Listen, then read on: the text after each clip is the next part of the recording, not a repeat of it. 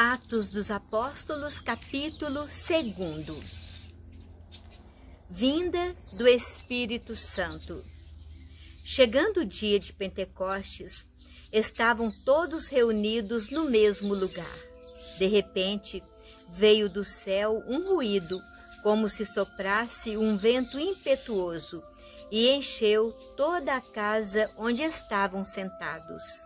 Apareceu-lhes então uma espécie de línguas de fogo que se repartiram e repousaram sobre cada um deles.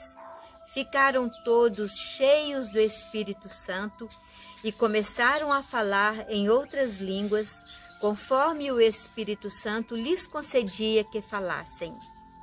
Achavam-se então em Jerusalém judeus piedosos de todas as nações que há debaixo do céu.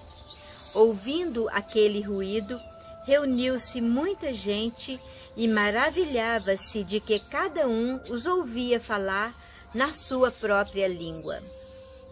Profundamente impressionados, manifestavam a sua admiração. Não são porventura galileus todos esses que falam? Como então todos nós os ouvimos falar, cada um em nossa própria língua materna? Partos, medos, elamitas, os que habitam a Mesopotâmia, a Judéia, a Capadócia, o Ponto, a Ásia, a Frígia, a Panfilha, o Egito e as províncias da Líbia, próximas a Cirene, peregrinos romanos, judeus ou prosélitos, cretenses e árabes, ouvimos-los publicar em nossas línguas as maravilhas de Deus. Estavam, pois, todos atônitos e, sem saber o que pensar, perguntavam uns aos outros: que significam estas coisas? Outros, porém, escarnecendo deles, diziam: estão todos embriagados de vinho doce. Discurso de Pedro. Pedro, então, pondo-se de pé em companhia dos 11, com voz forte lhes disse: homens da Judéia, e vós todos que habitais em Jerusalém, seja-vos isto conhecido e prestai atenção às minhas palavras. Estes homens não estão embriagados como vós pensais, visto não ser ainda a 3ª hora do dia. Mas cumpre-se o que foi dito pelo profeta Joel. Acontecerá nos últimos dias, é Deus quem fala, derramarei do meu espírito sobre todo ser vivo, profetizarão os vossos filhos e vossas filhas, os vossos jovens terão visões, e os vossos anciãos sonharão. Sobre os meus servos e sobre as minhas servas derramarei naqueles dias do meu espírito e profetizarão. Farei aparecer prodígios em cima no céu e milagres embaixo na terra. Sangue, fogo e vapor de fumaça. O sol se converterá em trevas e a lua em sangue, antes que venha o grande e glorioso dia do Senhor. E então todo que invocar o nome do Senhor será salvo. Israelitas, ouvi estas palavras. Jesus de Nazaré, homem de quem Deus tem dado testemunho diante de vós com milagres, prodígios e sinais que Deus por ele realizou no meio de vós, como vós mesmos o sabeis, depois de ter sido entregue, segundo determinado desígnio e presciência de Deus, vós o matastes, crucificando-o por mãos de ímpios. Mas Deus o ressuscitou, rompendo os grilhões da morte, porque não era possível que ela o retivesse em seu poder.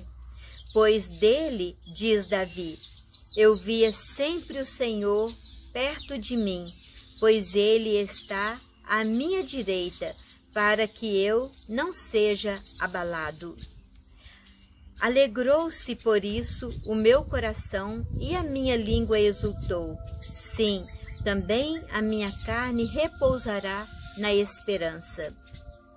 Pois não deixarás a minha alma na região dos mortos, nem permitirás que o teu santo conheça a corrupção.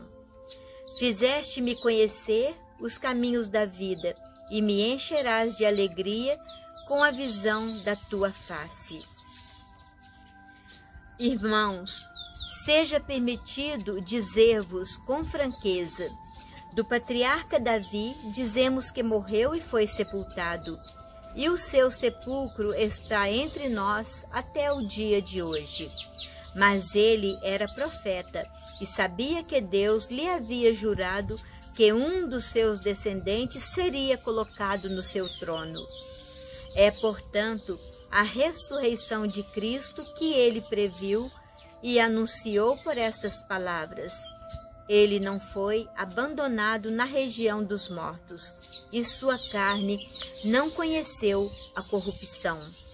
A este Jesus, Deus o ressuscitou, do que todos nós somos testemunhas. Exaltado pela direita de Deus, havendo recebido do Pai o Espírito Santo prometido, derramou, como vós vedes e ouvis.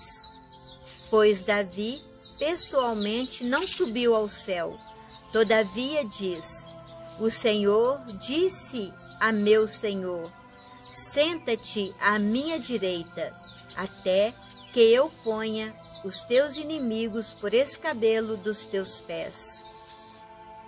Que toda a casa de Israel saiba, portanto, com a maior certeza, de que este Jesus que vós crucificastes, Deus o constituiu Senhor e Cristo. Primeiras conversões. Ao ouvirem essas palavras, ficaram compungidos no íntimo do coração e indagaram de Pedro e dos demais apóstolos: que devemos fazer? Irmãos, Pedro lhes respondeu: arrependei-vos e cada um de vós seja batizado em nome de Jesus Cristo para a remissão dos vossos pecados, e recebereis o dom do Espírito Santo. Pois a promessa é para vós, para os vossos filhos e para todos os que ouvirem de longe o apelo do Senhor nosso Deus.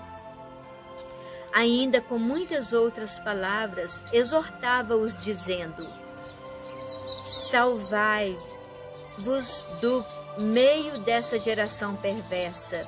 Os que receberam a sua palavra foram batizados, e naquele dia elevou-se a mais ou menos 3.000 o número de adeptos.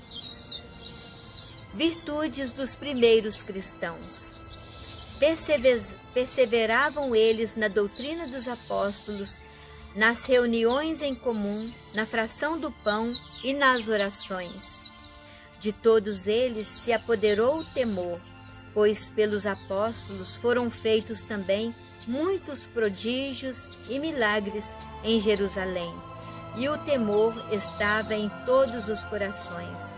Todos os fiéis viviam unidos e tinham tudo em comum.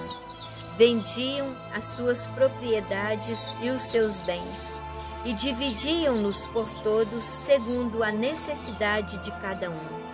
Unidos de coração, frequentavam todos os dias o templo, partiam o pão nas casas e tomavam a comida com alegria e singeleza de coração, louvando a Deus e cativando a simpatia de todo o povo.